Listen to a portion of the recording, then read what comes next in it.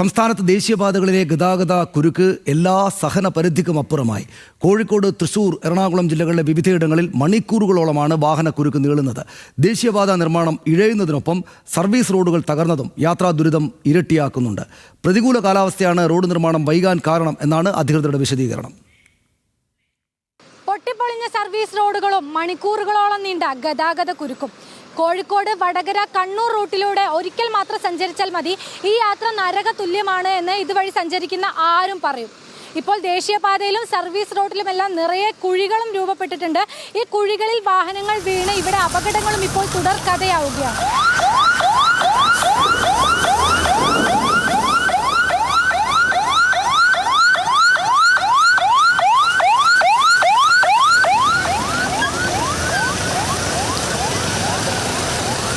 മൂന്ന് മണിക്കൂർ എടുത്തേക്ക് ഇവിടെ എത്തുന്നേരം. കൊയിലാണ്ടി കഴിഞ്ഞ് ഇങ്ങോട്ട് വളരെ ദുരാവസ്ഥയാണ്. രാത്രിയിൽ യാത്ര ചെയ്യുമ്പോൾ, പ്രത്യേകിച്ച് ഡ്രൈവ് ചെയ്ത് വരുമ്പോൾ ഭയങ്കര ബുദ്ധിമുട്ടാണ്. നമുക്ക് അറിയുന്നില്ല എവിടേക്കാണ് കുഴികൾ ഇരിക്കുന്നത്, എവിടെ പോയി ചാടും തട്ടും എന്നൊന്നും അറിയുന്നില്ല. മഴയില്ലെങ്കിൽ ഇവിടെ നിങ്ങൾക്ക് ഇതേ രീതിയിൽ നിൽക്കാൻ പറ്റില്ല. പൊടി എന്ന് പറഞ്ഞാൽ ആ കുട്ടികൾ, സ്കൂൾ ബസ് കാത്തു നിൽക്കുന്ന കുട്ടികൾ, പ്രായമുള്ള ആൾക്കാർ, അവരൊക്കെ എന്താണ് ശ്വാസം മുട്ടി മരിക്കുന്ന രീതിയിലുള്ളത് ഇവിടെ ഉള്ളത്. ചേമഞ്ചേരി മുതൽ അഴിയൂർ വരെയുള്ള ഈ ഹൈവേയിൽ ഈ വാഗാടിന്റെ ഈ കമ്പനി അവരുടെ നിർമ്മാണ പ്രവൃത്തി വളരെ ദുഷ്കരമായ രീതിയിലാണ് നടന്നുകൊണ്ടിരിക്കുന്നത്. ഉള്ളു കുണ്ടും കുഴിയാണ്, വണ്ടി ഡ്രൈവ് ചെയ്യാനേ കഴിയുന്നില്ല. ലാസ്റ്റ് ഞങ്ങളെ മല്ലിച്ചപ്പ് വീണ് ബാക്കിൽ ബസ്സാര ഓണടിച്ചുകൊണ്ട് കിട്ടിയതാണ്. അത് സൈഡാക്കി അല്ലെങ്കിൽ ബസ്സാര അതിന്റെ മുകളിൽ കൂടെ കയറി പോകും.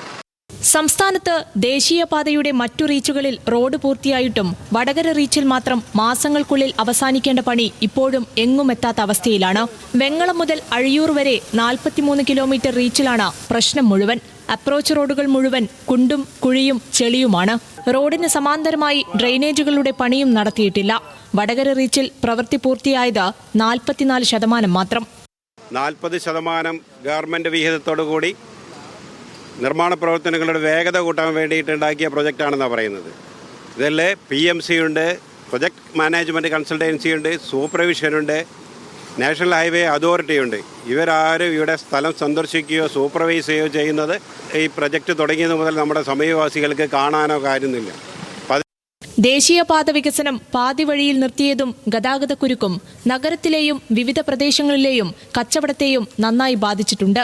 ഇതിനോടകം നിരവധി വ്യാപാര സ്ഥാപനങ്ങൾ അടച്ചുപൂട്ടിക്കഴിഞ്ഞു. 100 കണക്കിന് സ്ഥാപനങ്ങൾ ഇപ്പോൾ തകർച്ചയുടെ വക്കിലാണ്. ഇപ്പം വ്യാപാരികൾ പിന്നെ 2-3 വർഷമായി ഇപ്പം കച്ചവടങ്ങളെല്ലാം ഷോപ്പുകളൊക്കെ അടഞ്ഞു കിടക്കുന്നത്. വ്യാപാരികളൊക്കെ ദുരിതത്തിലാണ്.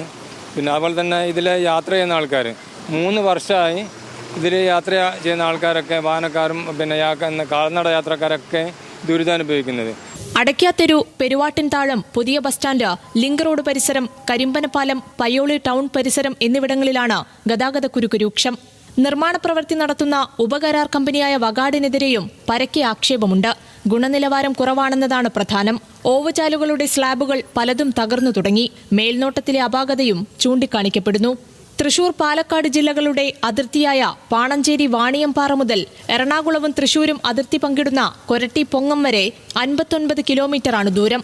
ദേശീയപാത 544-ലെ ഏറ്റവും പ്രധാന മേഖലയായ ഈ റൂട്ടിൽ 7 ഇടങ്ങളിലാണ് അടിപ്പാത നിർമ്മാണം നടക്കുന്നത്. മുരിങ്ങൂർ, ചിറങ്ങര, പേരാമ്പ്ര, ആമ്പല്ലൂർ, മുടിക്കോട്, കല്ലിടുക്ക്, വാണിയംപാറ തുടങ്ങിയ 7 സ്ഥലങ്ങളിലായാണ് അടിപ്പാത നിർമ്മാണം നടക്കുന്നത്.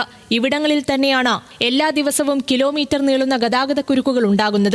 ഇടപ്പള്ളി മണ്ണുത്തി റീച്ചിലും വടക്കുംചേരി മണ്ണുത്തി റീച്ചിലും ദേശീയപാതയുടെ നിർമ്മാണം പൂർത്തീകരിച്ച് വർഷങ്ങൾ പിന്നിടുന്നു. ദേശീയപാത 544 മാത്രമല്ല, ദേശീയപാത 64-ലും തൃശൂർ കുന്നംകുളം, തൃശൂർ കൊടുങ്ങല്ലൂർ സംസ്ഥാന പാതകളിലും ഗതാഗതക്കുരുക്ക് അതിരൂക്ഷമാണ്. കാലാവസ്ഥ പ്രശ്നവും തൊഴിലാളികൾ കൂട്ടത്തോടെ മഴക്കാലത്ത് നാട്ടിലേക്ക് മടങ്ങിയതോടെ തൊഴിൽ ദിനങ്ങൾ കുറഞ്ഞതുമാണ് ദേശീയപാത നിർമ്മാണം വൈകിയതിന് പിന്നിലെന്നാണ് കരാർ കമ്പനിയുടെ വിശദീകരണം. നിർമ്മാണ സാമഗ്രികളുടെ, പ്രത്യേകിച്ച് മണ്ണിന്റെ ദൗർലഭ്യം ഇപ്പോഴും നിലനിൽക്കുന്നുണ്ടെന്നും അധികൃതർ പറയുന്നു.